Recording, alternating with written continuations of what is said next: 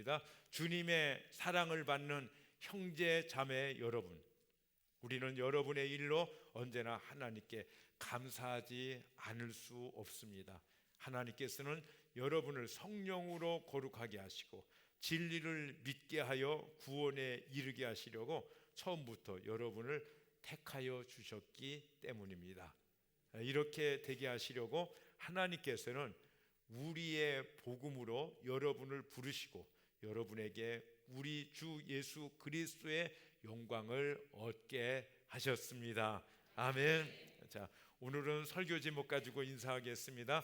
당신 때문에 감사합니다. 3분 이상 축복하며 기도하겠습니다. 인사합니다. 당신 때문에 감사합니다.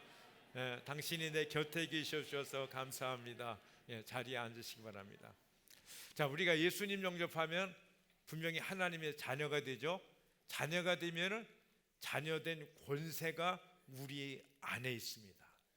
우리가 믿음 생활을 잘하든지 좀 잘못하든지 상관없이 우리는 자녀이고 우리는 자녀의 권세가 있는 줄로 믿습니다. 그래서 어린아이 보십시오.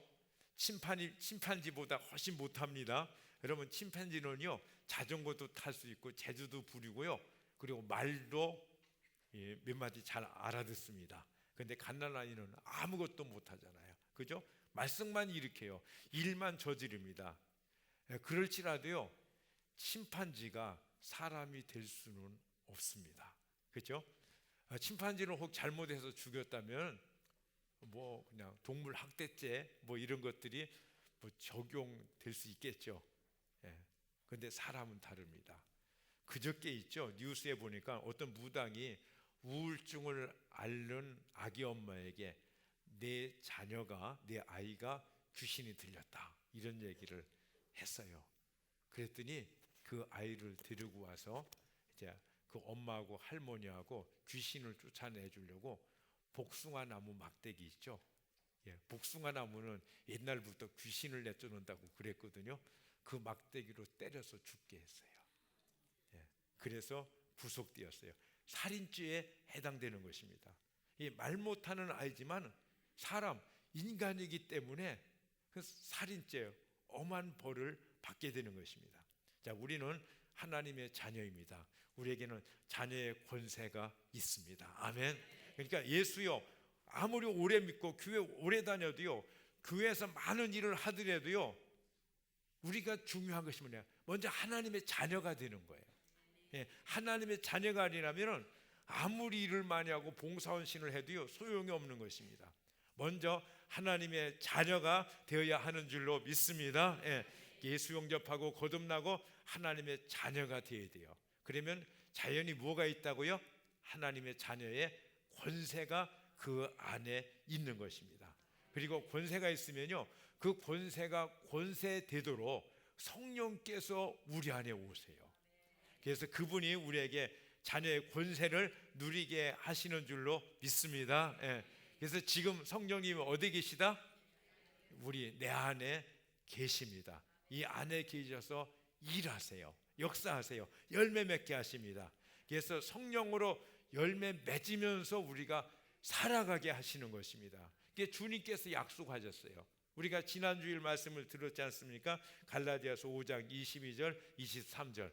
우리 지난 설교를 기억하시면서 한번 크게 읽습니다. 시작. 그러나 성령의 열매는 사랑과 기쁨과 화평과 인내와 친절과 선함과 신실과 온유와 절제입니다. 이런 것들을 막을 법이 없습니다. 그러니까 우리가 권세가 있고 성령님이 오셔서 열매를 맺게 하는데 이런 것들을 막을 법이 있다 없다? 이런 것을 막을 어떤 세력이나 어떤 이유들은 없다는 것입니다. 왜냐? 성령 하나님이 우리 안에 계시기 때문인 줄로 믿습니다. 그런데 여러분, 성령의 열매 중에 특별히 지난주에 무슨 말씀했어요? 사랑의 열매를 맺게 하신다 이렇게 말씀했습니다. 근데 우리가 실제로 사랑의 열매를 맺으면서 살고 있느냐? 그렇지 못하잖아요. 그죠? 사랑의 열매는커녕 어떤 미움의 열매만 주저리 맺으면서 살 수도 있습니다. 죄의 열매를 맺으면서 살 수도 있는 것입니다. 예. 그러니까는 어떻게 성령의 열매를 맺을 수 있느냐? 이게 주님께서 우리에게 말씀하세요. 갈라디아서 5장 16절. 우리 같이 읽어봅니다. 시작. 내가 또 말합니다. 여러분은 성령께서 인도하여 주시는 대로 살아가십시오. 그러면 육체의 용맹을 채우려 하지 않을 것입니다. 육체의 용맹을 이루지 않아요. 죄를 짓지 않고 성령의 열매를 맺으면서 살아갈 것이라고 말씀하는 것입니다. 예. 그래서 우리가 성령의 열매를 맺으면서 살아가는 것을 금지할 법이 없어요. 막을 어떤 세력이 없는 거예요. 우리는 틀림없이 성령의 열매를 맺으면서 살게 되어 있습니다. 우리가 하나님의 자녀라면, 하나님의 권세가 있다면, 성령님이 내 안에 계시다면 우리는 성령의 열매를 분명코 맺는 줄로 믿습니다. 예. 그런데 어떻습니까? 그거야 목사님이나 또 열심히 기도하는 분이나 가능하지, 나는 아닌 것 같아, 나는 그렇게 하려도 안 돼, 그러는 분 계시잖아요. 아닙니다. 예. 누구든지 다 할 수 있습니다. 아멘. 예. 우리가 어떻게 하면 되느냐? 성령님을 찾으면 됩니다. 아멘. 네. 성령님을 의뢰하면 돼요. 내 생각을 내려놓고 잠시라도 성령님 도와주세요, 성령님 인도해 주세요 하고 하나님 앞에 잠시라도, 운전하다가도 길을 걷다가도 성령님 도와주세요 하면은 내 안에 계신 성령께서 반응하실까요? 안 하실까요? 분명히 하십니다. 아멘. 분명히 하신다는 사실입니다. 여러분, 이 말 못하는 어린아이하고 엄마하고 뭔가 이게 대화는 안 되지만 뭔가 통하는 게 있잖아요.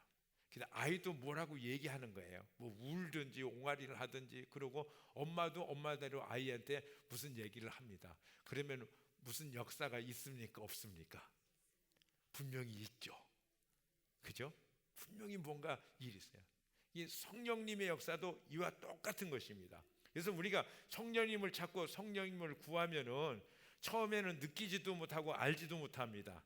그렇지만 성령님은 우리 안에 분명히 살아서 역사하고 계심을 믿습니다. 예. 그래서 나중에는 점점 더 알게 되어지고 깨닫게 되어지는 거예요. 예.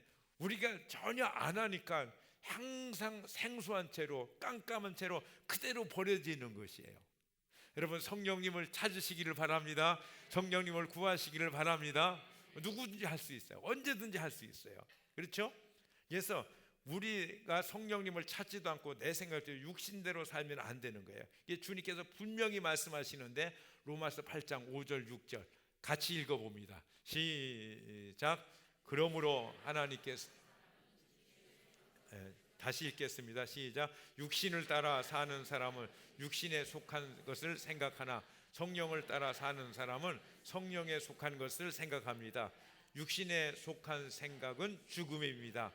그러나 성령에 속한 생각은 생명과 평화입니다. 예.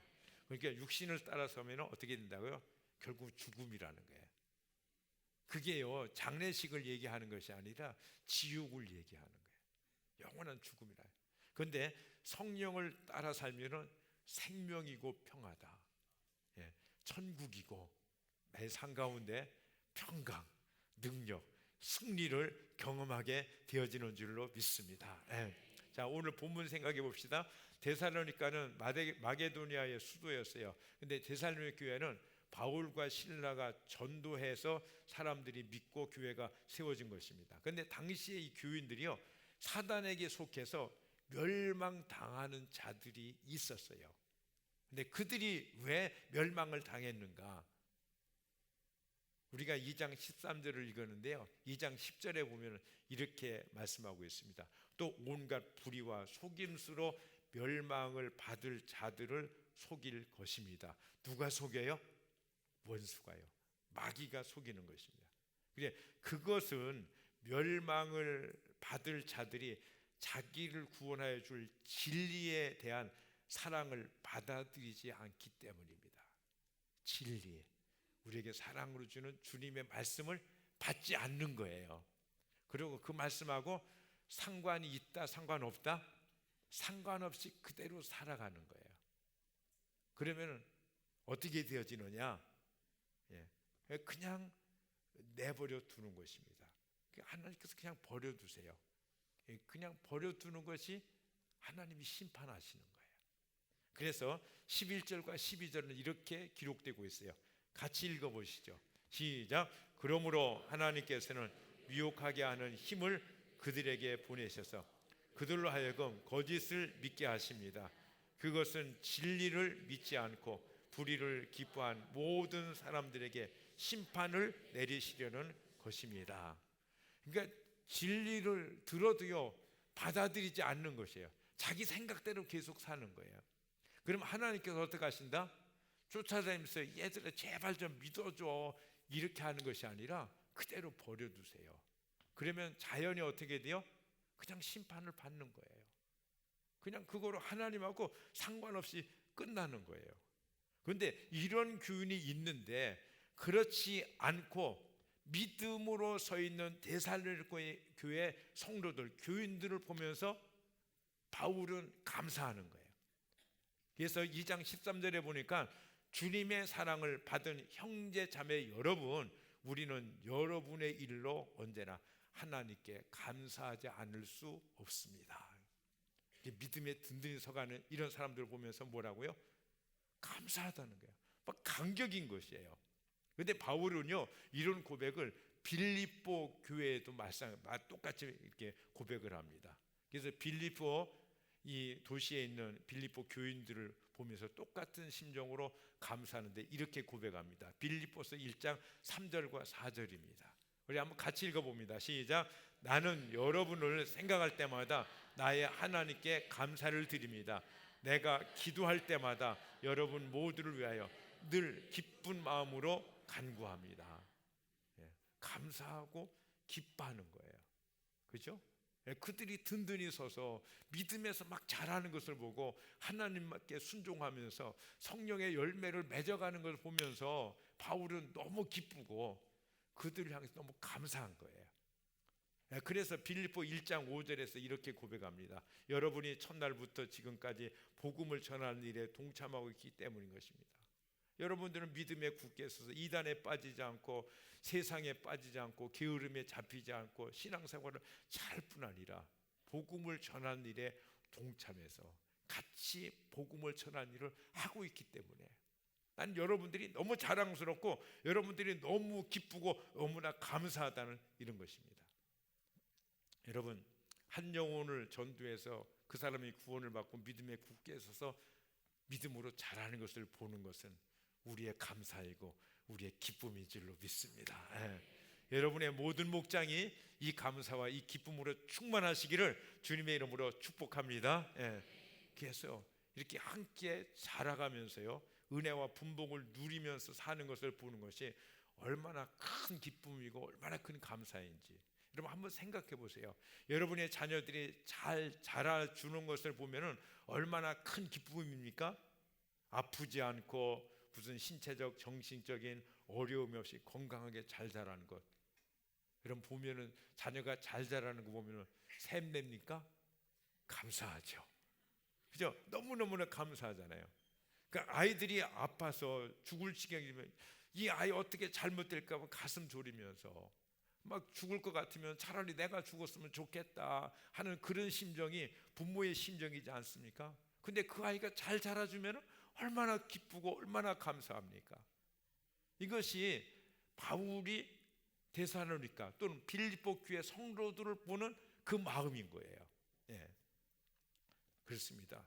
자요, 이 아이들이요 자랄 적에 어떤 어려움에도 잘 견디고 잘 자라는 것을 보는 것은 얼마나 감사하고 기쁜 일인지 모릅니다. 아주 대견스럽고 자랑스럽고 정말 감사하죠. 지난 조장 플러긴을 갖다가 성산 일출봉 거기 올라갔다 내려오면서 한 가정을 봤습니다. 한 가정 세 식구들하고요, 엄마하고 아빠하고 딸하고.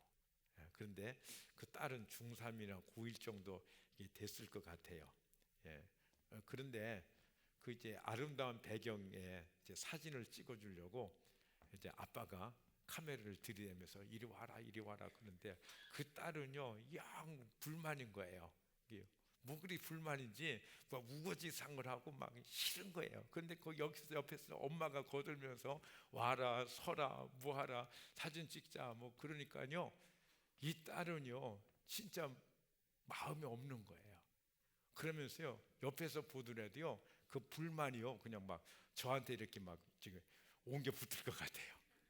막 그런데 그 아빠하고 또 사진을 찍으려는 엄마 그 모습을 보는데요 어떻게 해서든지 딸을 좀 행복하게 해주려고 기쁘게 해주려고 아마 무슨 좋은 추억을 좀 이렇게 사진에 남겨놓고 싶은 그런 마음이 있는 것 같아요. 그래서 이리 와라 뭐하라 그러면서 이게 찍는데요 그 딸아이는요 막 영 지겨운 거예요. 근데 그 모습을 이게 착 보면서요 순간에 그 아빠와 저의 모습이 이렇게 겹쳐 영상이나 폴드인 되는 거예요. 그러면서요 그 아빠의 모습이 내 모습이다 하는 생각이 팍 들어오는 거예요. 그러면서 장면이 순간적으로 바뀌어지면서 우리 조장 조녀 우리 목자 목녀의 모습하고 제 얼굴하고 팍 이렇게 같이 겹쳐져 보이는 거예요. 그러면서 제 입장이 꼭 그 딸의 사진을 찍어주려고 어떻게 해서든지 딸을 행복하게 해주고 싶어하는 아빠의 모습인 것 같이 생각이 드는 거예요. 예, 착각이겠죠. 예, 그런데 하여튼 그 순간에요 우리 조장 조녀 목자 목녀님들 얼굴이 팍 이렇게 떠오르면서 제 모습하고 자기 폴드인 되면서 저는 그런 생각을 가졌습니다. 예, 착각일 거예요. 예, 근데 하여튼 저는 그런 시간을 가졌어요. 예, 가졌어요. 그러면서 오면서 생각해 보니까 우리 목자 목녀들의 모습이 바로 그 아빠의 모습이 아닐까 그런 생각을 많이 했습니다. 예, 목회일기를 읽다 보면은 어떤 목자는요 목회일기 다루는 이제 쓰는데 굉장히 사무적이고 형식적이에요. 관심도 없고 사랑의 배려도 없고 목원을 향한 진정한 마음도 없고 아마 기도도 전혀 안 하신 것 같아요. 예. 그래서 제가 읽으면서 아무런 감동도 느낄 수가 없고 예. 좀 이렇게 삭막한 거예요. 뭔지 모를 그런 씁쓸함을 목회의 길을 보면서 느끼는 것입니다. 그래서 그런 생각하는 거예요. 사랑이 없는 제 마음에도 이렇게 느껴진다면 이 영혼을 사랑하시는 주님의 마음은 어떠실까? 주님의 마음은 어떨까? 안타깝더라고요. 정말 이게 좀 소리내서 울고 싶은데 감정이 메말라서 눈물도 안 나오더라고요. 그런 적이 많이 있습니다. 그런데 대부분의 목자들은 전혀 다릅니다. 목원들에 대한 사랑을 느낍니다. 목원들이 믿음이 자라고 믿음에 서 있는 것을 보면서 기뻐하고 감사하는 것입니다. 그러면서 그런 것들을 보면서요 이 목원들이 믿음이 자라고 VIP가 주님 앞에 한 걸음 한 걸음 가까이 오는 것을 아주 흐뭇해하고 행복해하는 그런 모습을 보면은 저도 왠지 모르게 힘이 나요. 그러면서 무언가 무한한 소망이 내 안에서 이렇게 막 분출되는 것 같은 그런 느낌을 받습니다. 이번에 상공부 참여하게 해서 그 목원들의 믿음 신앙을 이렇게 세워주고 또 하나님을 더 알아가고 또 승리와 복된 이 믿음의 대열에 세우고 싶어서 기도하고 권면을 하는데 이 등록하지 않는 이런 목원에 대한 아쉬움 이런 것들이 이제 목자일기에 이렇게 표현되기 마련이죠. 목회일기에. 그런데 그렇게 기록되는 거예요. 제가 기도가 부족한가 봐요. 우리 목원의 형편이 정말 어렵고 힘든가 봐요. 그리고 다음번에는 꼭 할 거예요. 다음번에는 꼭 할 거예요 하는 이 멘트가요 제 가슴에 이렇게 아픔이 돼서 다가오는 거예요. 여러분 그렇죠? 여러분의 자녀들 놓고 누가 나쁘고 잘못했더라도 잘못했다 나쁘다 그러면 부모들 입장에서 마음이 좋아요 안 좋아요? 안 좋죠. 그렇잖아요. 그러니까 다음번에 꼭 할 거예요. 그 마음이 꼭 자기의 자녀를 두둔하는 엄마 아빠의 마음이더라고요. 이 목원이요 그래서 그렇지만은 다음번에 할 거예요. 목사님 그래도 이 목원 진짜 사랑스럽고 귀한 목원이거든요. 지금은 아니지만 다음번에는 꼭 할 거예요.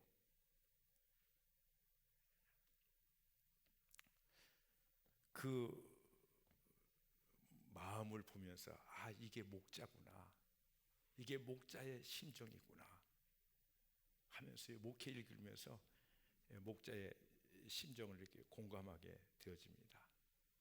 그러면서 그런 글을 쓰면서 아마 어떤 목자님은 아마 눈물을 흘릴지도 모르게 글로 썼으니까 표현은 안 되지만 안타까우면서 그러면서 그런 것들을 생각하니까 제 가슴도요 울컥해지고는 이렇게 합니다. 바울은 빌립보 교회 성도들을 향한 자기의 바람을 이렇게 말하고 있습니다. 빌립보서 1장 6절입니다. 같이 읽습니다. 시작. 선한 일을 여러분 가운데서 시작하신 분께서 그리스도 예수의 날까지 그 일을 완성하시리라고 나는 확신합니다. 여러분 바울의 이 고백이 어떤 고백인지 아세요? 나는 저들이 반드시 승리하기를 원합니다. 그런데 나는 저들을 믿을 수 없지만 그러나 나는 주님을 믿습니다. 주님께서 저를 부르셨고 저를 구원하셨고 저로 믿음의 삶을 시작하게 하시니 주님이 시작하셨으니까 그리스도의 날까지 주님께서 완벽하게 그 영혼을 세워주실 줄로 믿습니다. 나는 확신합니다. 이런 고백을 지금 바울이 하고 있는 것입니다. 똑같은 고백을요 이 데살로니가후서 2장 13절에서도 하고 있는 것입니다.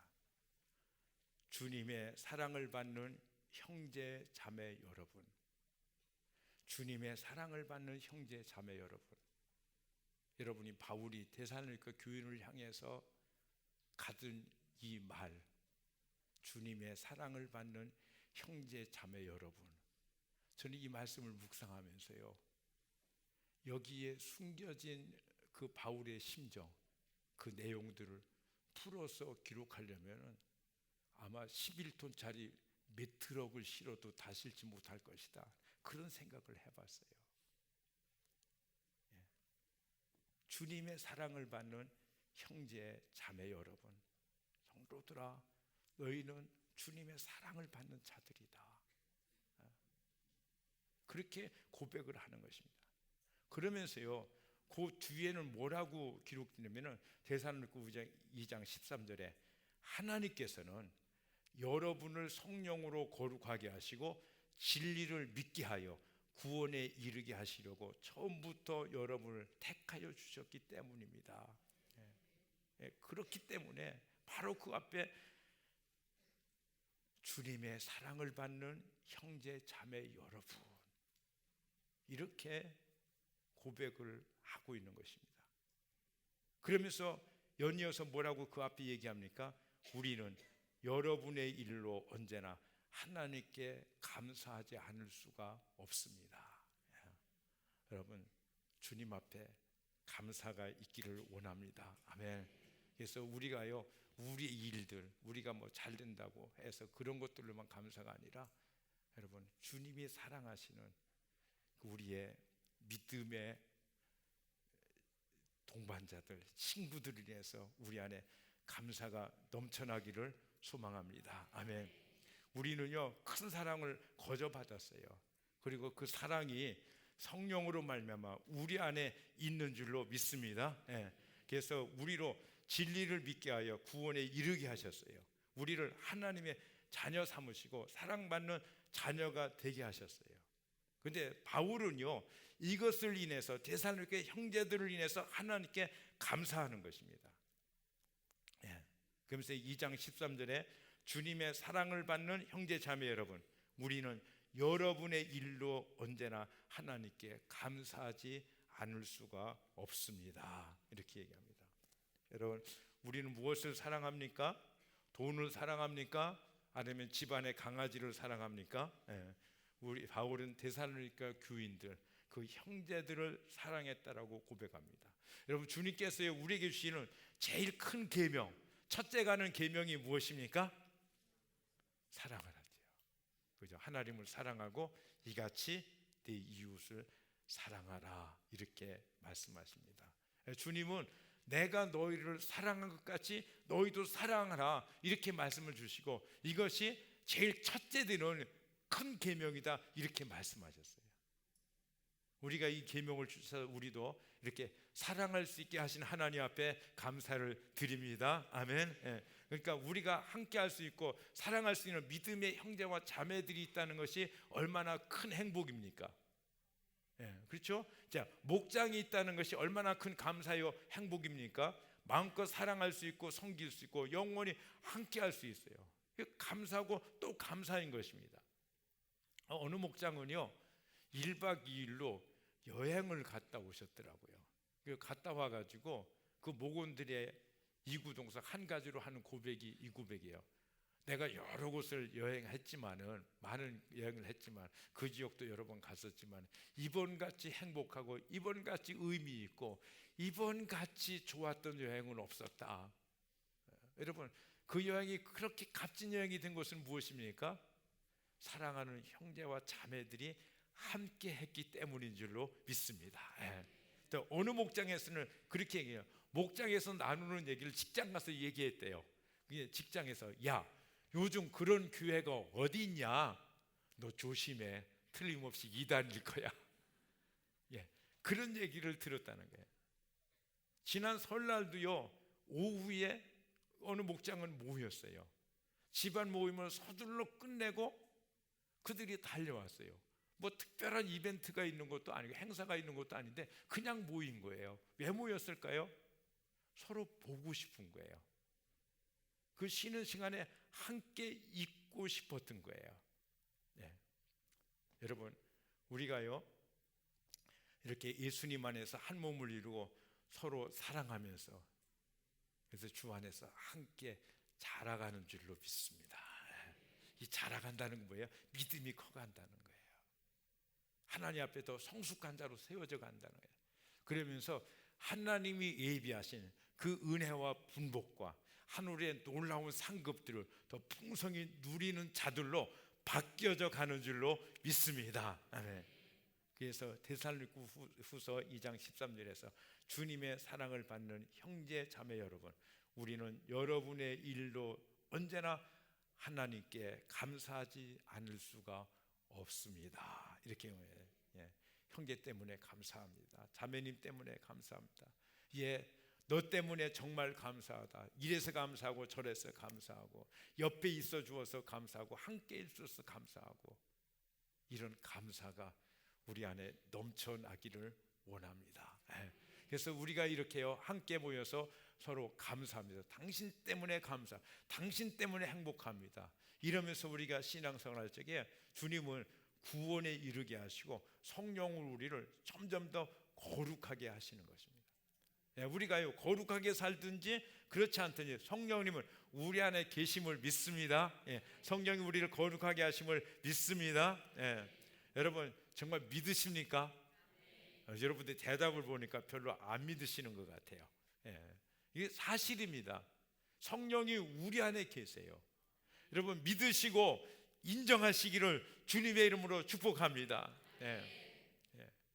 제가 어찌 말씀드리면 여러분들이 그것을 팍팍 믿으시겠습니까? 성령님이 여러분 안에 계세요. 진짜 계세요.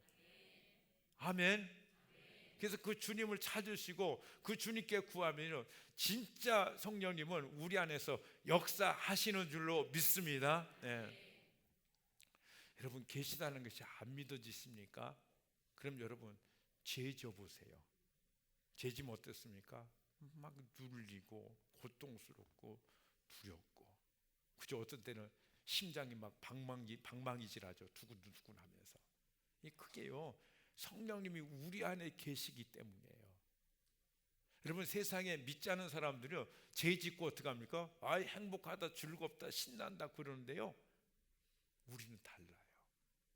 성령이 우리 안에 계셔서 우리를 인도하여 주시는 줄로 믿습니다. 저는 제 한계 때문에 고민하고 갈등합니다. 제 무기력 때문에, 제 무능 때문에요. 제가 이렇게 말씀을 전하면 스펄존이나 무디 이런 목사님이 설교했던 것 같이 여러분들에게 막 회개가 터지고 막 귀신이 쫓겨나고 질병도 치료되어지고 막 새로워지고 그랬으면 얼마나 좋겠어요. 여러분, 기도 좀 해주세요. 참 그래요. 성령께서 우리들 안에 계심이 강력하고 확실하게 더 드러내고 우리의 삶 가운데 풍성한 열매가 맺혀지기를 소망합니다. 그러니까 여러분은 하나님의 자녀이고, 여러분은 하나님의 자녀의 권세가 있고, 여러분은 분명코 성령님이 함께 하십니다. 아멘. 함께 하십니다.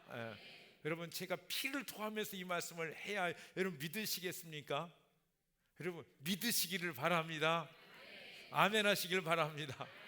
큰 소리로 아멘. 성령님이 여러분 안에 계십니다. 여러분과 함께 하십니다. 아멘. 그렇습니다. 그래서 저는 여러분 때문에 감사합니다. 여러분들 안에 예수님의 권세가 있고, 여러분 안에 성령께서 함께 하셔서 함께 천국길을 사모하며 믿음의 길을 걸어가기 때문에 여러분들은 저의 믿음의 동역자고 주님의 사랑받는 형제요 자매들이기 때문입니다. 그래서 주님이 우리를 존귀한 자로 삼으셨어요. 그리고 이 주님께서 우리를 어떻게 대하시는가? 주님이 우리를 무한한 사랑으로 사랑하세요. 요한일서 4장 19절 말씀 우리 같이 읽습니다. 시작. 나왔습니다. 요한일서 4장 19절. 시작. 우리가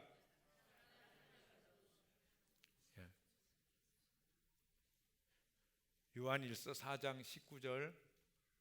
시작. 하나님이 우리를 먼저 사랑하셨기 때문입니다. 우리가 주님을 먼저 사랑한 것이 아니라 하나님이 여러분들을 먼저 사랑하셨대요. 근데 여러분이 어째서 하나님이 사랑하셨죠? 의인이고 거룩하고 정말 훌륭한 사람들이라서 사랑하셨나요? 아니에요. 죄인이고 하나님과 원수 되었을 때 주님께서 사랑하셨어요. 그래서 요한일서 4장 10절에 이렇게 말씀합니다. 사랑은 이 사실에 있으니 곧 우리가 하나님을 사랑한 것이 아니라 하나님이 우리를 사랑하셔서 자기 아들을 보내어 우리의 죄를 위하여 화목제물이 되게 하셨다. 원수 되었던 우리가 하나님과 화목제물이 되게 하신 거예요. 여러분, 사랑하면 눈이 먼다는 얘기가 있죠. 하나님이 정말 그런 것 같아요. 우리를 사랑하신 거 참 이상한 일이에요. 주님께서 어떻게 나를 사랑할 수 있는가 도대체 이해가 안 가는 것입니다. 우리가 주님 앞에 한 게 뭐야? 죄진 것밖에 없고요, 주님을 거스린 것밖에 없고, 우리의 모습은 냄새나는 걸라보다도 추해서 우리가 주님 앞에 다가가면요, 주님께서 스톱! 너 5m 이상 접근 금지! 그러면서요, 우리를 물리칠 수밖에 없는데 주님이 우리를 향해서 먼저 다가오신 거예요. 뭐냐? 여러분, 눈이 멋있지 않으시면은 어찌 이럴 수가 있겠어요? 나를 사랑하셔서 나를 살리시려고, 나의 죄 용서하시려고 십자가로 가셨어요. 그 모든 고통을 감당하시고 그 모든 수치를 무릅쓰고 영광의 주님께서 골고다로 가셨어요. 채찍에 맞으시고 찢기시면서 숨을 내몰아시면서 여러분 미션이라는 영화 보셨죠? 기억나는 장면이 몇 가지가 있는데 그 중에 한 장면이 그 장면이에요. 예수님이 십자가 지시고 골고다로 가시다가 피 흘리시고 땀 흘리 지쳐서 기진맥진해서 그냥 쓰러지세요. 더 이상 움직일 수 없는 완전히 탈진한 주님께서요, 그 십자가를 다시 추스리면서 어깨에 치고 일어나시면서 하시는 말씀, 나는 이 십자가를 끝까지 져야만 한다. 끝까지 져야만 한다. 그럼 왜요? 그렇게 탈신하신 주님이 거기서 그냥 숨을 거두시면 편할 텐데, 그 혼곤한 우리 주님께서 머리를 흔드시면서 젊었을 때부터 일단 그 힘을 다시 모두면서 나는 이 십자가를 져야 된다. 여러분, 주님께서 왜 그 십자가를 지고 골고다 언덕까지 가시고 그 십자가에서 못 박혀 피 흘리시면서 죽으셔야 했죠? 여러분, 누구를 위해서요? 누구 때문에요?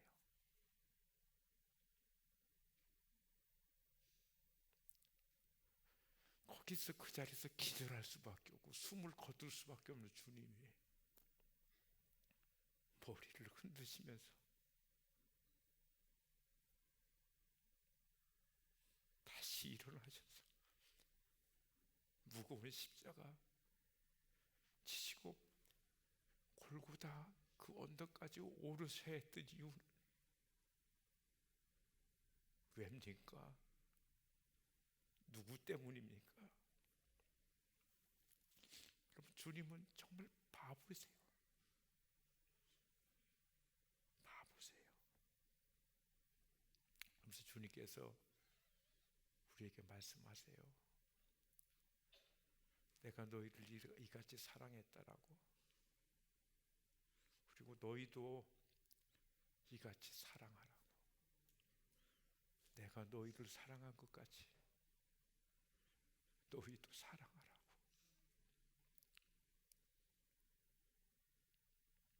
지난주 말씀 기억하세요?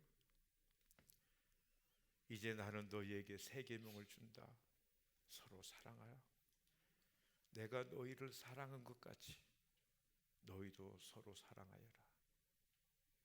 내가 너희를 사랑한 것 같이. 그 사랑은 어떤 사랑이었나요? 우리가 잘해서, 우리가 무언가 훌륭한 데가 있어서 사랑하신 사랑이었나요? 여전히 죄인이고 부족하고 아무것도 감당할 수 없는 주님과 원수되었던 우리를 사랑하시고, 사랑하는 나의 자녀들아, 내가 너희를 사랑한 것 같이 너희도 사랑하거라. 조건 붙이지 말고, 잘했는지 못했는지 따지지 말고, 일방적으로 무조건적으로 사랑하라. 주님이 그렇게 말씀하십니다. 우리 사랑합시다. 사랑합시다. 네. 조건 붙이지 말고, 연약하면 연약할수록 주님이 나를 긍휼히 여기신 것 같이 더 불쌍히 여기고 도와주고 위에서 기도하면서 서로 사랑하시면서 살아가는 우리 모두가 되어지기를 원합니다. 여러분, 주님이 오심이 정말 가깝습니다. 머지않아 주님이 오십니다. 분명 오십니다. 그날까지 주님의 말씀을 붙잡고 사랑하며 서는 우리 모두가 되어지기를 소망합니다. 네, 우리 기도하시겠습니다. 조용히 기도합니다. 하나님,